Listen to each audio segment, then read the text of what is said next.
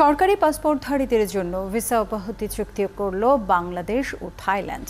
এছাড়া জ্বালানি, পর্যটন ও শুল্ক সংক্রান্ত সহযোগিতার বিষয়ে দুই দেশের মধ্যে সমঝোতা হয়েছে। সেই সাথে মুক্ত বাণিজ্য নিয়ে আলোচনা শুরু করতে লেটার অফ ইন্টেন্ট বা LOI সই হয়েছে। এর মাধ্যমে বাংলাদেশ ও থাইল্যান্ডের সম্পর্ক আরও জোরদার হবে বলে মনে করছেন দুই দেশের প্রধানমন্ত্রী। থাইল্যান্ড থেকে আরও জানাচ্ছেন সৌমিত্র মজুমদার।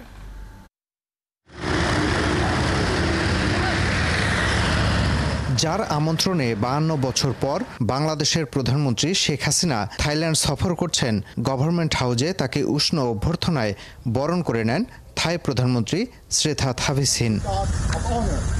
ব্যাংকক সময় সকাল 10টায় গভর্নমেন্ট হাউজে পৌঁছালে লনে প্রধানমন্ত্রী শেখ হাসিনাকে অভ্যর্থনা দেওয়া হয়। গার্ড পরিদর্শন করেন প্রধানমন্ত্রী।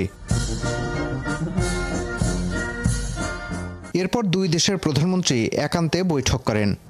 পরে পারস্পরিক স্বার্থ সংশ্লিষ্ট নানা বিষয় নিয়ে দ্বিপাক্ষিক বৈঠক করেন দুই সরকার প্রধান। এছাড়াও জ্বালানি, পর্যটন ও শুল্ক সংক্রান্ত পারস্পরিক সহযোগিতার বিষয়ে সমঝোতা ও মুক্ত বাণিজ্য নিয়ে আলোচনা করতে দুই দেশের মধ্যে লেটার অফ ইন্টেন্ট বা LOI এ সম্মত হয় বাংলাদেশ ও থাইল্যান্ড। তারপর যৌথ সংবাদ সম্মেলন করেন দুই প্রধানমন্ত্রী। এ সময় শেখ হাসিনার সফরকে ঐতিহাসিক বলে উল্লেখ করেন থাইল্যান্ডের প্রধানমন্ত্রী শ্রেথা থাভিসিন। বাংলাদেশ ও থাইল্যান্ডের মধ্যে আজ 3টি সমঝোতা স্মারক ও একটি চুক্তি সই হয়েছে, যা আমাদের মধ্যে বিনিয়োগ ও যৌথ উদ্যোগ বাড়াবে। রোহিঙ্গাদের মানবিক সহায়তা দেওয়ার বিষয়টি থাইল্যান্ড পূর্ণ সমর্থন করে।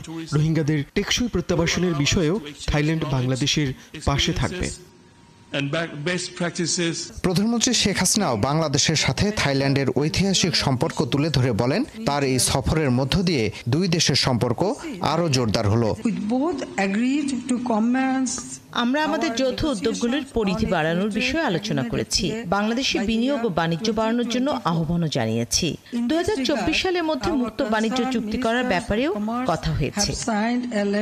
প্রস্তাব দেন বাংলাদেশের পর্যটন, খাদ্য প্রক্রিয়াকরণ ও স্বাস্থ্য খাতে থাই বিনিয়োগের। আমরা বাংলাদেশি হাসপাতালগুলোতে মেডিকেল ইকুইপমেন্ট এবং ব্যবস্থাপনা জোরদার করার বিষয়গুলোতে থাইল্যান্ডের সহায়তা চেয়েছি। পাশাপাশি বিশ্ববিদ্যালয়গুলো বিশেষত মৎস্য, কৃষি এবং খাদ্য প্রক্রিয়াজাতকরণ দক্ষতা বৃদ্ধিতে অবদানের জন্য সহায়তার জন্য আহ্বান জানিয়েছি। চুক্তি ও সমঝোতা স্মারক সইয়ের মাধ্যমে থাইল্যান্ডের সাথে বাংলাদেশের সম্পর্ক নতুন উচ্চতায় পৌঁছালো। বাংলাদেশে বিনিয়োগের পাশাপাশি রোহিঙ্গা সংকট মোকাবেলায় বাংলাদেশের পাশে থাকার প্রতিশ্রুতি দিলেন থাই প্রধানমন্ত্রী। Soumitra Majumdar, 71, Bangkok, Thailand.